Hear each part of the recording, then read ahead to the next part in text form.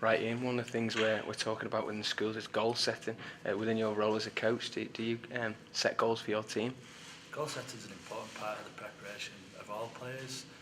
We do it as a team and we also do it as individual players. And we sit down at the start of the season as a collective and we discuss where we want to be and what we want to get out of each season. And as individuals, we do different things such as short-term goals and long-term goal setting. So what the players want from each individual match. You can set a target of, I want to carry the ball so many times in this game. I want to make so many tackles. There are a couple of examples of short-term goals for in an individual game, and then you sit down after and review straight after the game to see whether you've achieved those goals. And then you can have long-term goals as well that we look at. So for an example, over the course of the season with the under-20s, you might get one of the players to say, within this season I want to get into the first team and play so many appearances. So that's an individual goal.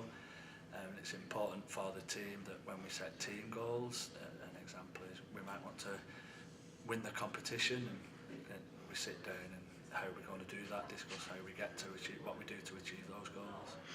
How would that relate to an education environment? Is it important for children to set goals in the classroom?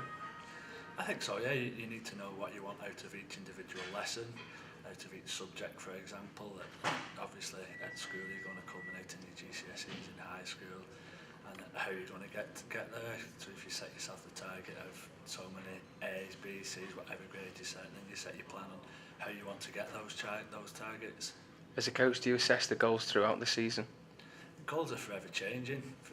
If you set yourself a target, for example, I think the first team, one of the goals at the start of the season for the Saints is to win the Challenge Cup, and obviously when you get knocked out of that competition, you've got to reassess and look at your goals and change them a little bit accordingly. Sometimes obviously you won't achieve the goals, but it's important how you react to that. It is. There's an obvious disappointment if your goals become out of reach, but like I say, you reassess and your goals have got to be achievable. You don't want to set goals too high that you're never going to get there and face the disappointment, so it's always got to be evolving. You've got to change your goals so you can always get there.